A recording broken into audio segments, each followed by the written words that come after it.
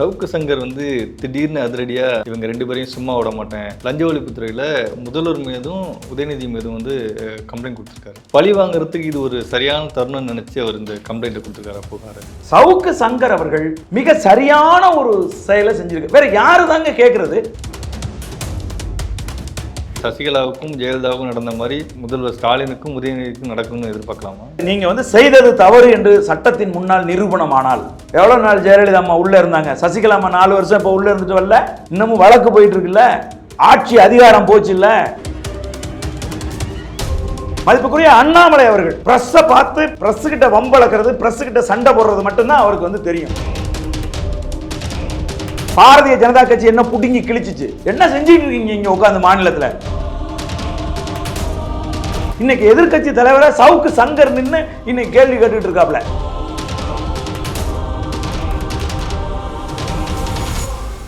நகரம் பாய்ஸ் உறவுகளுக்கு வணக்கம். திரு சவுக்கு சங்கர் அவர்கள் முதல்வர் ஸ்டாலின் மீதும் அமைச்சர் உதயநிதி ஸ்டாலின் மீதும் லஞ்ச ஒழிப்புத்துறையில் கம்ப்ளைண்ட் கொடுத்துருக்காரு, புகார் கொடுத்துருக்காரு. அது குறித்து தமிழர் நல பேர் இயக்கத்தின் தலைவர் மு களஞ்சியம் அவர்கள்ட்ட பேச போகிறோம். வணக்கண்ணா. வணக்கம் தம்பி. சவுக்கு சங்கர் திடீர்னு அதிரடியாக நான் இவங்க ரெண்டு பேரையும் சும்மா விட மாட்டேன், லஞ்ச ஒழிப்புத்துறையில் முதல்வர் மீதும் உதயநிதி மீதும் கம்ப்ளைண்ட் கொடுத்துருக்காரு. ஏற்கனவே அவரை கைது பண்ணது திமுக தான்னு நிறைய இடங்களில் பேசியிருக்காரு. பழி வாங்குறதுக்கு இது ஒரு சரியான தருணம் நினச்சி அவர் இந்த கம்ப்ளைண்ட்டை கொடுத்துருக்காரு. புகார் பழி வாங்குறதுக்காக இந்த இதை அவர் கொடுத்துருந்தாரு அப்படின்னு சொன்னால் அது சரியான செயல்பாடு இல்லை அப்படிங்கிறது என்னுடைய கருத்து. ஆனால் ஒரு மிக சரியான ஒரு செயல்பாடாக இதை நான் பார்க்குறேன். சவுக்கு சங்கர் அவர்கள் திமுக அரசு அவர் கைது செய்யப்பட்டு நீதிமன்ற அவமதிப்பு வழக்கில் உள்ளே இருந்தார். அப்போ உச்சநீதிமன்றம் அவருக்கு பிணை கொடுக்கலாம் அப்படின்னு சொன்னபோது பிணை கொடுக்க விடாமல் அடுத்தடுத்து எடப்பாடி பழனிசாமி அவர்களுடைய அரசு இருக்கிற போது போட்ட வழக்குகள் எல்லாம் எடுத்து அவரை கைது செய்து அவர் நிரந்தரமாக அப்படியே உள்ளே வச்சிடணும், அவர் குண்டாஸ் போடணும் அப்படின்லாம் பேச்சுவார்த்தை இருந்துகிட்டு இருந்துச்சு. அதெல்லாம் ஏற்புடையது இல்லை. அது மாநில அரசு செஞ்சிருக்கக்கூடாது அதெல்லாம். ஆனால் அதுக்காக சவுக்கு சங்கர் அவர்கள் பழி வாங்குற களத்தில் இறங்கிட்டாரு அப்படின்னு சொன்னால் அது வாய்ப்பு இல்லை. ஆனால் அந்த வழக்கு திமுக போடலையே, அதிமுக போட்ட வழக்கு தானே. அண்ணா திராவிட முன்னேற்ற கழகம் போட்ட வழக்குகளை இவங்க பயன்படுத்தி அவரை முடக்கலாம் அப்படின்னு பார்த்தாங்க அப்படிங்கிறது தான் உண்மை. ஆனால் சவுக்கு சங்கர் அவர்கள் இப்போ லஞ்ச ஒழிப்புத்துறையில் கொடுத்துருக்கக்கூடிய வழக்கு புகார் என்பது பழிவாங்குதலுக்கான புகார் கிடையாது. அதில் ஒரு நேர்மை இருக்குது. எந்த மாதிரி சொல்லி என்ன நேர்மை இருக்குது அப்படின்னு கேட்டிங்கன்னா, இப்போ ஒரு 2 படம் ரிலீஸ் ஆச்சு பொங்கலுக்கு. ஒரு படம் ரெட் ஜெயண்ட் வெளியீடான துணிவு, இன்னொரு படம் ரெட் ஜெயண்ட் வெளியீடான வாரிசு டிஸ்ட்ரிபியூஷன். ஆமாம், 2 படத்தையும் அவங்க தான் வெளியிடுறாங்க. புரியுதுங்களா? இப்போது 2016 தேவராஜ் அப்படிங்கிற ஒருத்தர் உயர்நீதிமன்றத்தில் ஒரு வழக்கு தொடுத்துருக்கார். அது என்ன வழக்கு தொடுத்துருக்காருன்னா, திரையரங்குகளில் அரசு நிர்ணயித்திருக்கக்கூடிய தொகையை விட டிக்கெட் ரேட்டு அதிகமாக வச்சு விற்கிறாங்க, இதை அரசுகள் கண்டுகொள்ளாமல் இருக்குது அப்படிங்கிறது ஒன்று. திரையரங்குகளில் அளவுக்கு அதிகமான அளவில் கட் அவுட் வச்சு இளைஞர்கள் அதுக்கு பால் ஊற்ற போகிறேன்ட்டு போய் தவறி விழுந்து தொடர்ச்சியாக இங்கே மரணங்கள் நிகழ்ந்து கொண்டிருக்கிறது. இதை தடுத்து நிறுத்தணும் அப்படிங்கிறது. இந்த மாதிரியான நியாயமான கோரிக்கைகளை முன்வைத்து தேவராஜ் என்பவர் ஒரு வழக்கை உயர்நீதிமன்றத்தில் தொடுத்திருக்கார். அதனால இப்போ மாநில அரசு, குறிப்பாக உள்துறை செயலாளர், அது யாரோட கட்டுப்பாட்டில் இருக்குது அப்படின்னு கேட்டிங்கன்னா முதலமைச்சருடைய கட்டுப்பாட்டில் இருக்குது. புரியுதுங்களா? ஹோம் செக்ரட்டரி பனீந்தர் ரெட்டி அவர்கள் என்ன செய்கிறாங்க அப்படின்னு கேட்டிங்கன்னா, 10/1/2012 அன்னைக்கு ஒரு சுற்றறிக்கை கொடுக்குறாங்க. தமிழ்நாடு முழுசும் இருக்கக்கூடிய collectors, tahsildars, RDOs, superintendent of police, DSPs எல்லாருக்கும் ஒரு சுற்றறிக்கை கொடுக்குறாங்க. அது என்ன கொடுக்குறாங்கன்னா, சிறப்பு காட்சிகள் தமிழ்நாட்டில் நடக்கக்கூடாது. அதுக்கு அவங்க மேற்கோள் காட்டுறது எதுன்னா இந்த வழக்கை காட்டுறாங்க. கோர்ட்டில் வந்து வழக்கு இருக்கிறதுனால 2016 போடப்பட்ட வழக்கு கோர்ட்டில் இருக்கிறதுனால தமிழ்நாட்டில் எங்கும் சிறப்பு காட்சிகளுக்கு அனுமதி இல்லை. ஒன்று. ரெண்டாவது, அப்படி மீறி சிறப்பு காட்சிகள் போடப்படுதா அப்படிங்கிறதை கண்காணிப்பதற்கு ஒரு குழு போடுங்க. ஒரு மாவட்டத்திலையும் ஒரு குழு போடுங்க. அந்த குழுக்கு சிறப்பு காட்சி போடுறாங்க, டிக்கெட் ரேட்டை விட அதிகம் பணம் வாங்குறாங்க அப்படிங்கிற புகாரை பொதுமக்கள் சொல்லுவதற்கு ஒரு மாவட்டத்துக்கும் ஒரு எண் ஒன்று வைங்க. இது 10ஆம் தேதி நடந்தது. 10ஆம் தேதி இன்னைக்கு நான் சுற்றறிக்கையில் அவர் வந்து கொடுக்குறாரு. யார்? பனீந்தர் ரெட்டி அவர்கள் கொடுக்குறாங்க. அதையுமே அவங்க ஏன் கொடுக்குறாங்க அப்படின்னு பார்த்தீங்கன்னா, டிசம்பர் மாதம் 15ஆம் தேதி தியேட்டர்ஸ் அசோசியேஷன் இருக்குல்ல, அவங்க எல்லாரும் சேர்ந்து தமிழக அரசுக்கு ஒரு கோரிக்கை வைக்கிறாங்க. அது என்ன வைக்கிறாங்கன்னா, பொங்கலுக்கு வருகிற திரைப்படங்களை நாங்கள் சிறப்பு காட்சி போட்டுக்கொள்வதற்கு எங்களை அனுமதிக்க வேண்டும் அப்படின்னு ஒரு கோரிக்கை வைக்கிறாங்க. எப்போ? டிசம்பர் மாதம் 15ஆம் தேதி வச்சாங்க. டிசம்பர் மாதம் 15லேருந்து ஜனவரி பிறந்தும் அதுக்கு பதில் சொல்லாமல் ஜனவரி மாதம் 9ஆம் தேதி ஒரு கலந்தாய்வு, அதாவது கருத்து கேட்பு நோட்டீஸ் வந்து கொடுக்குது தமிழக அரசு. அது என்னென்னா ரெவன்யூ டிபார்ட்மெண்ட் கொடுக்குது. இந்த மாதிரி வந்து சிறப்பு காட்சிக்கு அனுமதி கேட்டிருக்காங்க அப்படின்னு, அதற்கு நம்ம என்ன பதில் சொல்லலாம்னு சொல்லி அவங்க வந்து நிர்வாகவியலில் அவங்க வந்து ஒரு கருத்து கேட்பு வைக்கிறாங்க. அந்த கருத்து கேட்பின் அடிப்படையில் 10ஆம் தேதி அன்னைக்கு ஹோம் மினிஸ்ட்ரி வந்து இந்த அறிவிப்பை வெளியிடுது. அதாவது சிறப்பு காட்சிகள் யாரும் கொடுக்கக்கூடாது, ஒரு மாவட்டந்தோறும் ஒரு குழு அமைக்கணும், அந்த குழுவுக்கு மக்கள் புகார் தெரிவிப்பதற்கு ஒரு எண் வைக்கணும், அந்த புகாருக்கு எஸ்எம்எஸோ அல்லது அழைப்போ வந்துச்சுன்னா உடனடியாக அந்த ரெஸ்கியூ டீம் வந்து உடனடியாக போய் எந்த தேட்டர்லேருந்து அந்த புகார் வருதோ அந்த தேட்டரை உடனடியாக போய் ஆக்குபை பண்ணி அது குற்றம் உண்மையாக நிரூபிக்கப்பட்டால் அந்த தேட்டரை சீல் வைக்கணும். இவ்வளவு விஷயங்களை முன் வச்சு 10ஆம் தேதி அன்னைக்கு தமிழ்நாடு உள்துறை செயலாளர் ஒரு அறிக்கையை தமிழகம் முழுசும் அனுப்புகிறார். மாவட்ட கலெக்டர், மாவட்ட எஸ்பி, தாசில்தார் உள்ளிட்ட இந்த நிர்வாகவியல் அனைவருக்கும் அனுப்புகிறாங்க. 11ஆம் தேதி இங்கே தான் சவுக்கு சங்கருடைய அந்த புகார் என்பது மிகவும் நியாயம் என்பதுக்கு நான் சொல்கிறேன். ஆனால் 10ஆம் தேதி ஹோம் மினிஸ்ட்ரி இந்த அறிக்கையை கொடுத்துச்சுல, 11ஆம் தேதி தென்காசி தவிர தமிழ்நாட்டில் இருக்கக்கூடிய எல்லா மாவட்ட கலெக்டரும் சிறப்பு காட்சிக்கு அனுமதி லெட்டர் கொடுக்குறாங்க. 11ஆம் தேதி கொடுத்துட்டாங்க. 10ஆம் தேதி வந்து டிஸ்கஷன்லாம் இருக்கு. இல்லை, 9ஆம் தேதி டிஸ்கஷனில் இருக்கு. 10ஆம் தேதி எங்கேயும் கொடுக்கக்கூடாதுன்னு தடை விதிச்சு லெட்டர் போயிடுச்சு. பனீந்தர் ரெட்டி அவர்கள் 10ஆம் தேதி தடை விதித்து எல்லாருக்கும் லெட்டர் அனுப்பிட்டாங்க. புரியுதுங்களா? ஆனால் 11ஆம் தேதி பனீந்தர் ரெட்டி அவர்கள் உள்துறை செயலாளரை மதிக்காமல் உள்துறை செயலாளர் அனுப்பிய லெட்டரை தூக்கி குப்பையில் போட்டுட்டு மாவட்ட கலெக்டர்லாம் என்ன செய்கிறாங்கன்னா, முதலமைச்சருக்கு பயந்து, மதிப்புக்குரிய அமைச்சர் உதயநிதி ஸ்டாலின் அவர்களுக்கு பயந்து சிறப்பு காட்சி போடுவதற்கு எல்லா மாவட்ட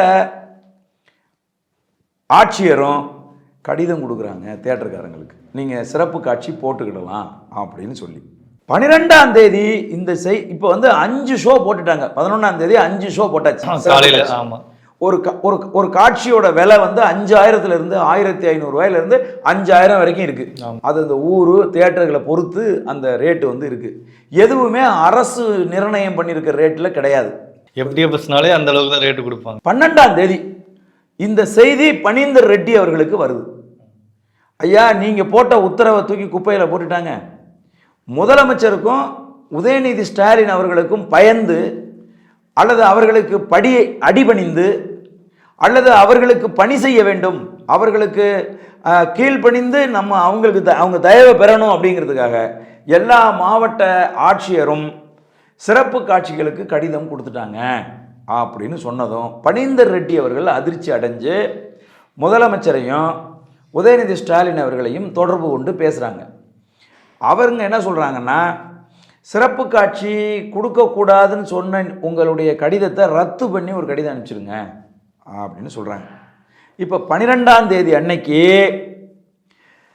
சிறப்பு காட்சிகளை மாவட்ட ஆட்சியர்களிடம் லெட்டர் வாங்கிட்டு அவங்க அனுமதிச்சாங்கன்னா நீங்கள் வந்து போடலாம் அப்படின்னு சொல்லி தளர்த்தி ஒரு லெட்டரை வந்து 12ஆம் தேதி அன்னைக்கு கொடுக்குறாங்க.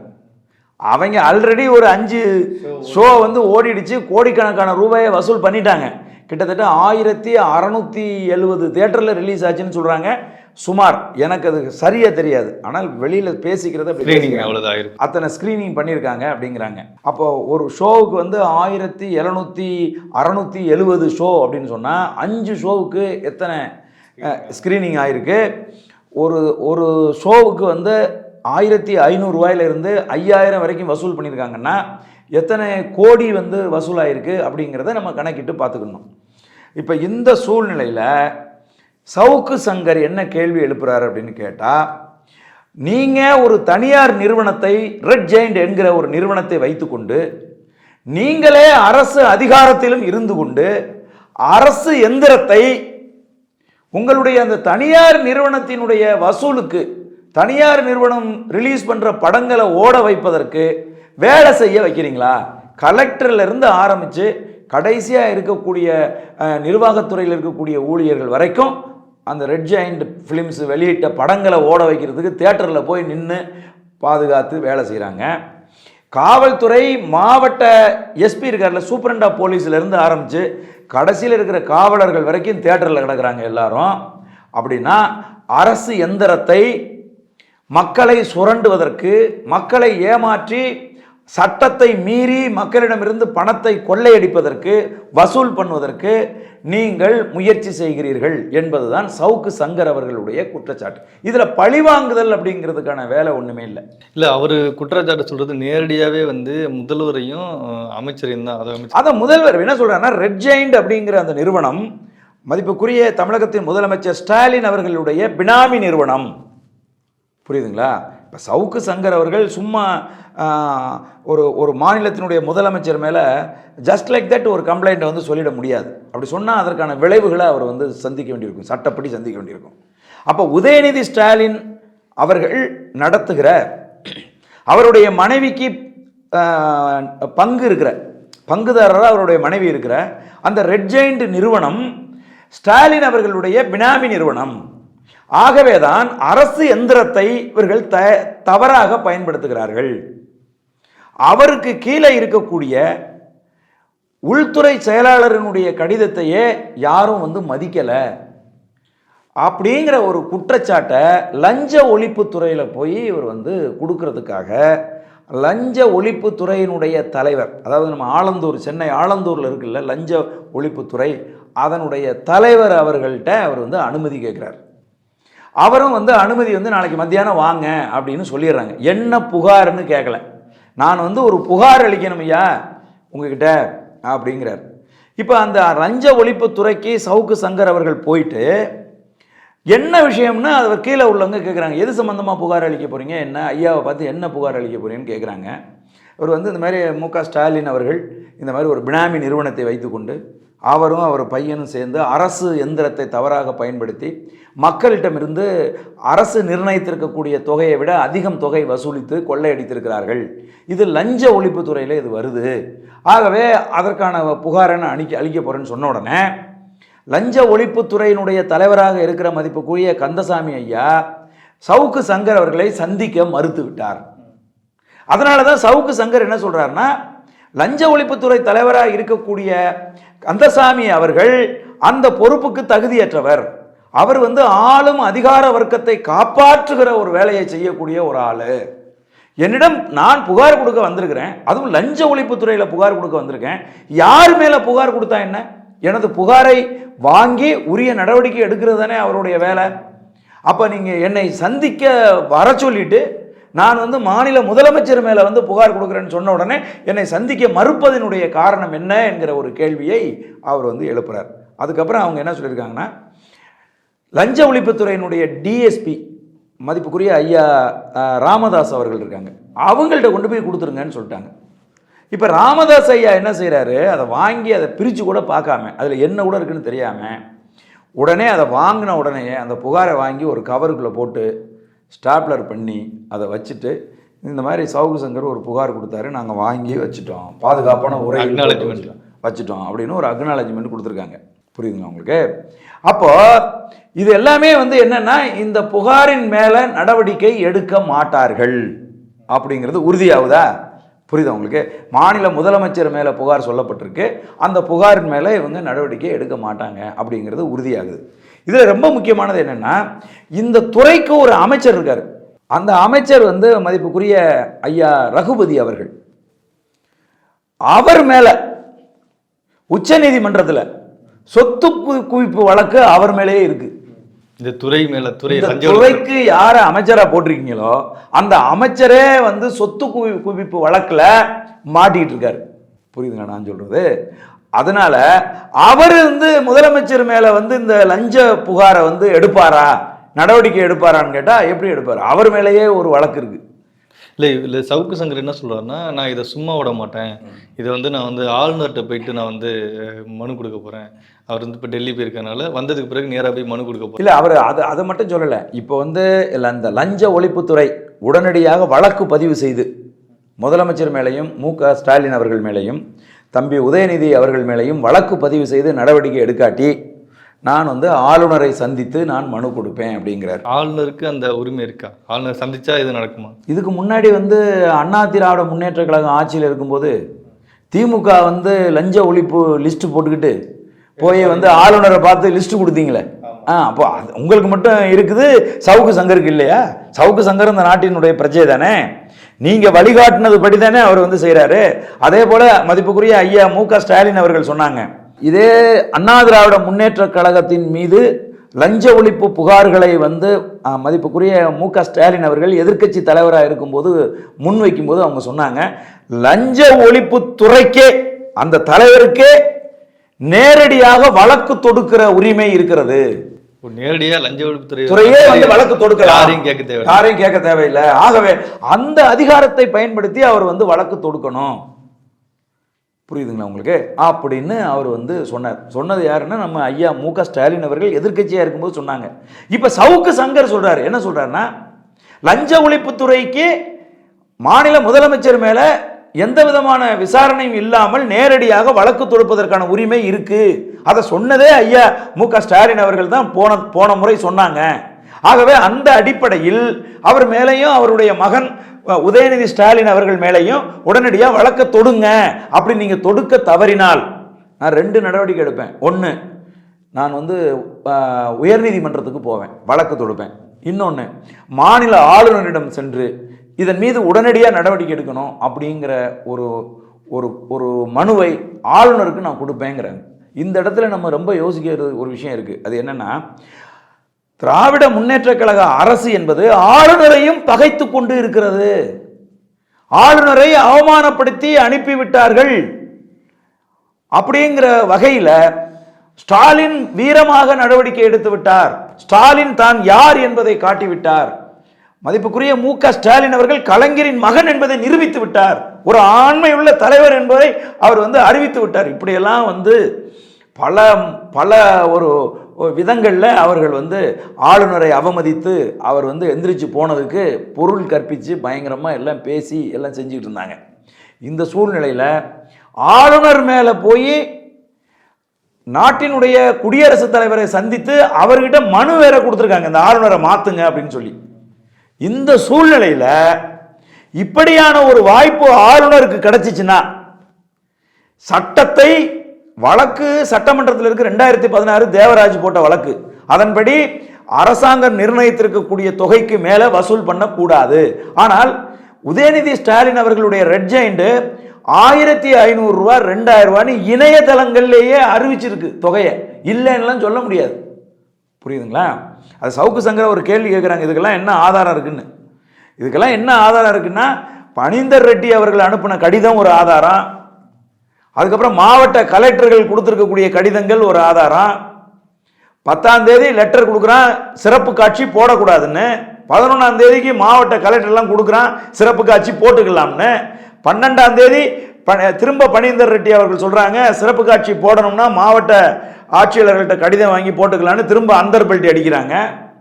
திரையரங்குகளில் 2000, 3000, 5000ன்னு பணம் வசூல் பண்ணதுக்கான ஆதாரங்கள் இருக்குது. இதை விட வேற என்ன ஆதாரம் வேணும் இப்படின்னு சவுக்கு சங்கர் வந்து கேட்குறாங்க. புரியுதுங்களா? அப்போ இந்த திமுக அரசின் மீது நடவடிக்கை எடுப்பதற்கு ஐயா மாநில முதலமைச்சர் மீது லஞ்ச ஊழல் நடவடிக்கை அவர் மீது எடுக்கிறதுக்கு உதயநிதி ஸ்டாலின் அவர்கள் மீது நடவடிக்கை எடுப்பதற்கான எல்லா வாய்ப்புகளும் இன்றைக்கு ஆளுநர் அவர்களிடம் இருக்கிறது. ஆளுநர் நினைத்தால் சட்டத்தை பயன்படுத்தி எல்லா நடவடிக்கையிலும் எடுக்கலாம். அப்படிங்கிற ஒரு சூழல்ல சவுக்கு சங்கர் அவர்கள் அதோடு நிற்காம அவர் ரொம்ப தெளிவாக சொல்றார். இதை எதுக்காக இவங்க நடவடிக்கை எடுக்க மாட்டாங்கன்னு தெரியும். லஞ்ச ஒழிப்புத்துறை நடவடிக்கை எடுக்காதுங்கிறது உறுதியாக தெரியும். ஆனாலும் ஏன் அந்த மனுவை கொடுத்தன்னா கோர்ட்டில் நாளைக்கு கேட்பான், நீ நேரடியாக ஏன் கோர்ட்டுக்கு வந்த, லஞ்ச ஒழிப்புத்துறையில் நீ கொடுத்தியா, கவர்னருடைய கவனத்துக்கு நீ கொண்டுட்டு போனியான்னு நாளைக்கு கேட்பான் கோர்ட்டில்.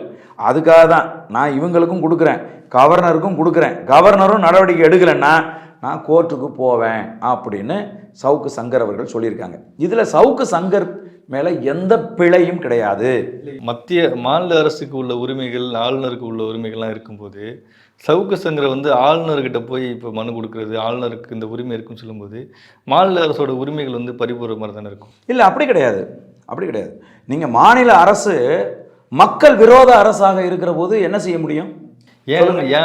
மாநில அரசு இங்க பாருங்க, ஒரு தனியார் ஒருத்தன் வந்து ஒரு தவறா வந்து அரசு நிர்ணயித்திருக்கிற தொகையை விட அதிகம் தொகை வசூல் பண்ணா அப்படின்னு சொன்னா அதை தட்டி கேட்கிற பொறுப்பு மாநில அரசுக்கு இருக்கு.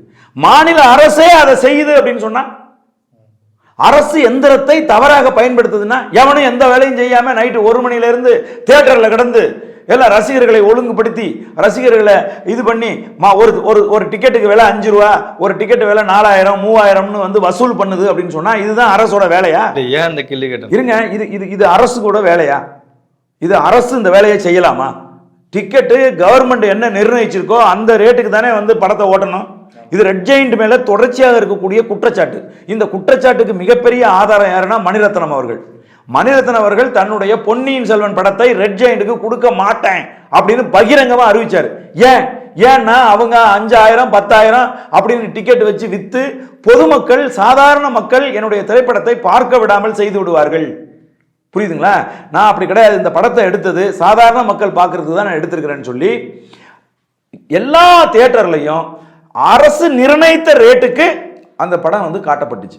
கோடிக்கணக்கான மக்கள் அந்த படத்தை வந்து பார்த்தாங்க, ரொம்ப என்ஜாய் பண்ணி பார்த்தாங்க. எப்படி? 120 ரூபா டிக்கெட்டுக்கு, 50 ரூபா டிக்கெட்டுக்கு, 100 ரூபா டிக்கெட்டுக்கு பார்த்தாங்க. அப்படி பார்த்து அந்த படம் வசூலில் நம்பர் 1 இடத்துல இருக்கு. ஆனால் ரெட் ஜெயிண்ட்டுக்கு கருணாநிதி குடும்பத்துக்கு என்ன பேராசை அப்படின்னா, மதிப்புக்குரிய விளையாட்டுத்துறை அமைச்சர் உதயநிதி ஸ்டாலின் அவர்களுக்கு என்ன பேராசை அப்படின்னா, ஒட்டுமொத்தமா தமிழர்களிடம் இருக்கக்கூடிய சொத்தை பணத்தை அப்படியே வாரி சுருட்டிடணும். புரியுதுங்களா? அப்படி இல்லை, நான் சினிமாவை நேசிக்கிறேன், நான் சினிமாவை காதலிக்கிறேன் அப்படின்னு சொன்னார்னா, தம்பி உதயநிதி அவர்களை இத்தனை பெரிய சூப்பர் ஸ்டார் படத்தெல்லாம் மிரட்டி வாங்கி ரிலீஸ் பண்றீங்கல்ல, சாதாரண படங்களை ஒரு 10 படத்தை ரிலீஸ் பண்ணி கொடுங்களேன் பார்ப்போம். அதை தானே நாங்கள் கையெடுத்து கும்பிட்டு கெஞ்சி கேட்டுக்கிறோம். ஐயா, நீங்கள் பெரிய பெரிய படங்கள்லாம் ரிலீஸ் பண்ணுங்க, நடுநடுவில் ஒரு 5 படம் 10 படம் சின்ன படங்களை ரிலீஸ் பண்ணி கொடுங்கன்னு சொல்கிறோம்ல.